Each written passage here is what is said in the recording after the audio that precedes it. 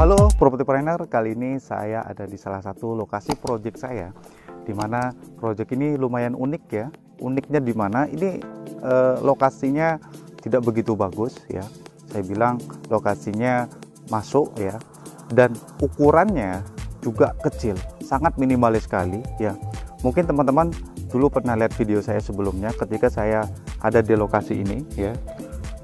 Jadi saya waktu itu di lokasi ini saya ngukur pakai kaki ya, karena saya waktu itu nggak bawa alat, jadi saya ngukur pakai kaki. Jadi waktu itu saya melangkah dari sini ke sana. Nah untuk unitnya waktu itu infonya adalah 8 kali 14 ya, dan benar lokasi tanahnya sesuai info dari marketingnya, yaitu lokasinya untuk ukuran lahannya itu lebarnya 8, panjangnya 14. Nah ini teman-teman, jadi ketika teman-teman menemukan lahan seperti ini 8 kali 14, maka teman-teman bisa menyemplitnya menjadi 2 unit seperti contoh bangunan berikut ini. Coba lihat. Jadi unit ini ada yang buyer request 1 lantai dan ada buyer yang request 2 lantai. Nah untuk yang 1 lantai sebelah sana ya. Nah untuk yang 2 lantai itu sebelah sini. Nah ini adalah contoh dimana kita harus memaksimalkan lahan ya. Jadi walaupun lebarnya 8, kita bisa menjadikan jadi 2 unit rumah. Coba perhatikan ke lokasi.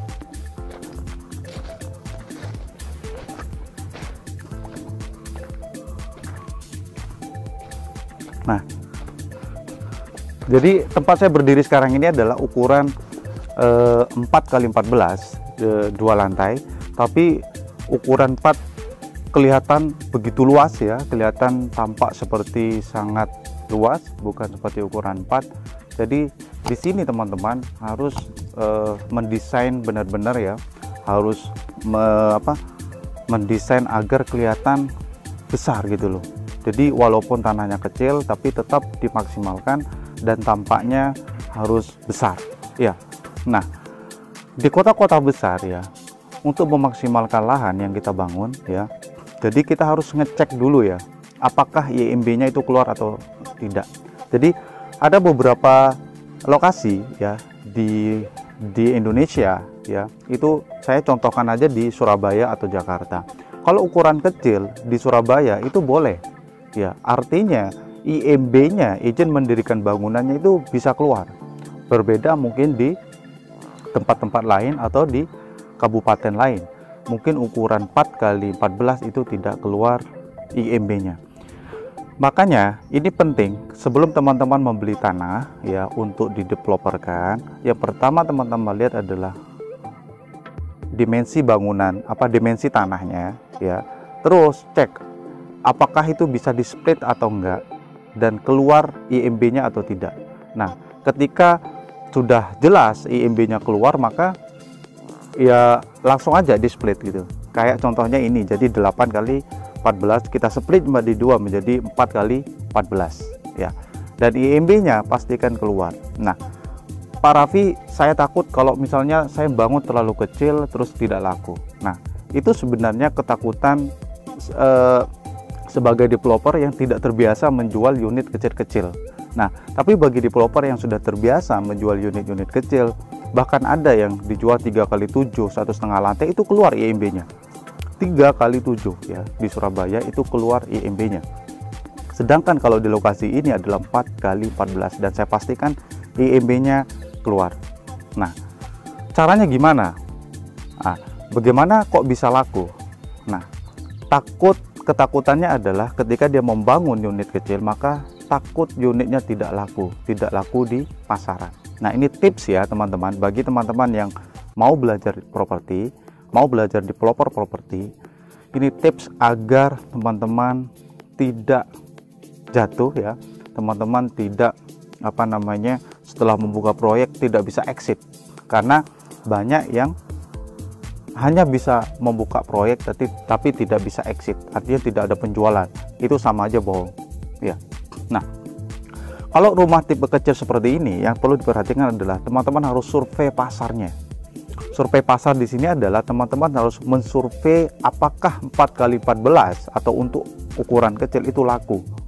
Nah, ada kompetitornya nggak kira-kira? Kalau ada kompetitornya, ya silahkan. Itu sudah pasti teman-teman pede untuk membangun, karena dari kompetitor tersebut bisa mengambil harga yang dia sudah pasarkan sebelumnya. Itu bisa juga ngambil, bisa juga survei pasar seperti itu. Terus yang kedua yang harus dicek adalah bagaimana IMB-nya, izinnya, legalitasnya keluar apa enggak. Ya, itu harus dipastikan dulu karena itu akan berkaitan sama KPR, kredit kepemilikan rumah, kalau customernya teman-teman itu beli secara menggunakan fasilitas KPR. Yang ketiga adalah desain itu harus mengikuti pasar. Jadi jangan kita melawan arus, artinya melawan tren. Kalau bahasa tradingnya ya teman-teman, itu kalau trading yang bagus itu jangan melawan arus ya. Jadi harus ikuti arusnya gitu ya. Ini berlaku tidak semuanya ya teman-teman ya, tapi untuk saat ini saya bilang ikuti pasarnya aja. Kalau pasarnya misalnya minta model seperti ini ya ikuti pasarnya. Jangan membuat model atau konsep yang tidak ada pasarnya gitu loh. Kecuali teman-teman mau berkarya dan teman-teman itu sudah cukup modal untuk mendevelopkan suatu tanah. Anda butuh karya, ya silahkan. Nah, itu tapi diperhitungkan budgetnya berapa, terus apakah laku atau tidak. Nah, tapi kalau kita hanya berbisnis developer, kita harus mengikuti pasar. Apa maunya pasar, ya langsung dieksekusi.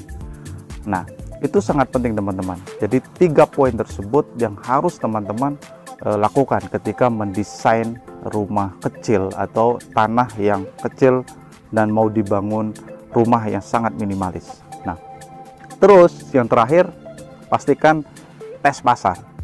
Jadi itu tadi saya bahas developernya, sekarang kita bahas bagaimana cara memasarkannya. Jadi tes pasar ini penting. Ketika teman-teman sudah menemukan tanahnya, ya langsung tes pasarnya. Ya, tes pasarnya kemana? Ke portal-portal online atau coba sebarkan ke teman-teman yang bergerak di agent properti.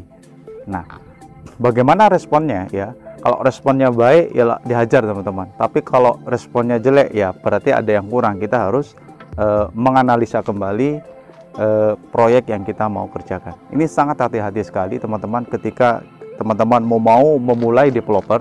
Jadi hati-hati sekali, karena jangan ambisi ya.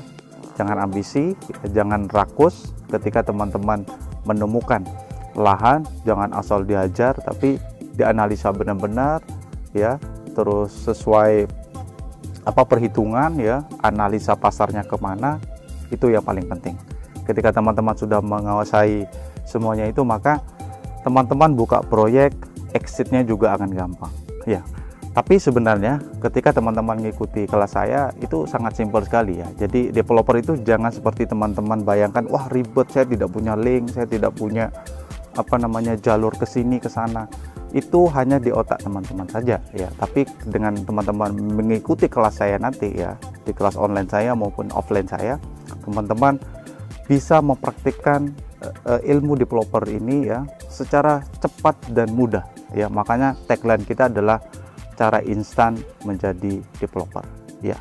Itu bukan hanya sekedar slogan, bukan hanya sekedar tagline saja.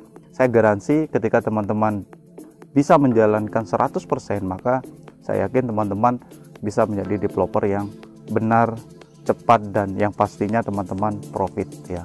Belajar dari yang kecil dulu, jangan langsung ke 100, 500 unit ya, karena itu akan itu mempengaruhi kapasitas juga ya teman-teman. Ketika teman-teman nanti sudah terbiasa mulai dari 2 unit dulu, 4 unit, 10 unit, dan pasti terus beranjak ya.